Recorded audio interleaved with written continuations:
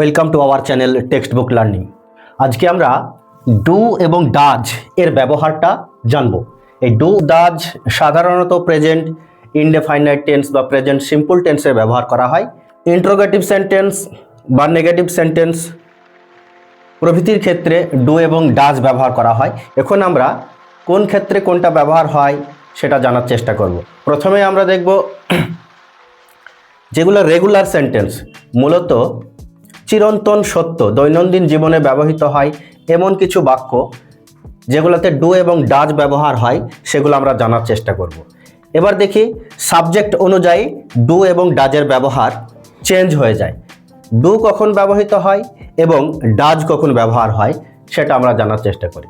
সাধারণত I, you, we, দে এবং কোনো প্লুরাল নাউন বা বহুবচন থাকলে পারে সাবজেক্টের পরে ডু ব্যবহৃত হয়, এবং সাবজেক্ট যদি হি, সি, ইট বা সিঙ্গেল কোনো নাম এবং সিঙ্গুলার নাউন এর ক্ষেত্রে ডাজ ব্যবহৃত হয়।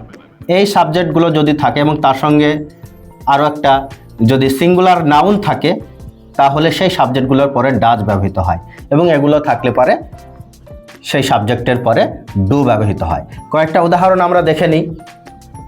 যেমন I dash my homework daily, তাহলে এখানে আই সাবজেক্ট ব্যবহার করা হয়েছে, আয়ের পরে সবসময় ডু ব্যবহৃত হয়, তাহলে ডু। উইয়ের পরেও সবসময় ডু ব্যবহৃত হয়, do their homework daily. Boys subject বহুবচন বা প্লুরাল নাউন, তাই সাবজেক্টের পরে অবশ্যই ডু ব্যবহৃত হবে। Boys do the work together, ছাত্ররা একসঙ্গে তাদের কাজ করে। এবার আমরা ডাজ দেখি। হি সাবজেক্ট থাকলে পরে অবশ্যই ডাজ হবে। He does his work regularly. She আছে সাবজেক্ট, তাহলে সি এর পরেও কি হবে? Does. She does the work carefully. ইটের পরে কি হবে? অবশ্যই does. It does the job properly.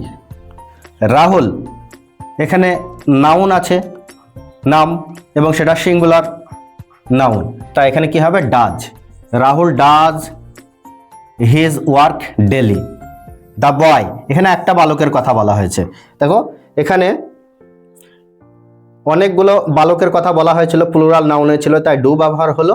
আর এখানে একটা বালক অর্থাৎ সিঙ্গুলার নাউন আছে, তাই এখানে ডাজ হবে। The boy does the duty alone, ছেলেটি একাই তার কাজ করছে। ওয়ার্ক কাজ করছে, ছেলেটি একাই তার কাজ করছে। মাই ফাদার, এখানে মাই ফাদার হচ্ছে সিঙ্গুলার নাউন, তাই এখানে ডাজ হবে। My father does his duty honesty. The teacher singular noun, the teacher একজন টিচারের কথা বলা হচ্ছে, তাই এটা কি হবে? The teacher does the job well. তারপর কি আছে? দেয়ার চাইল্ড, তাদের শিশু, একটা শিশুর কথা বলা হচ্ছে, নাউন হচ্ছে একটা শিশু সিঙ্গুলার, তাই এখানে কি হবে? Does. Their child does his work daily. তাহলে আমরা ডু এবং ডাজ যে রেগুলার সেন্টেন্স বা চিরন্তন সত্য যেগুলো দৈনন্দিন জীবনে যে বাক্যগুলো ব্যবহৃত হয় সেগুলো আমরা জানলাম। পরবর্তীতে আমরা নেগেটিভ সেন্টেন্স গঠনের ক্ষেত্রে ডু এবং ডাজের ব্যবহার এবং ইন্ট্রোগেটিভ সেন্টেন্সের ক্ষেত্রে কিভাবে ডু এবং ডাজ ব্যবহৃত হয় সে সম্পর্কে আলোচনা করব। Thanks for watching. দেখা হচ্ছে আবারও কোনো পরবর্তী ভিডিওতে।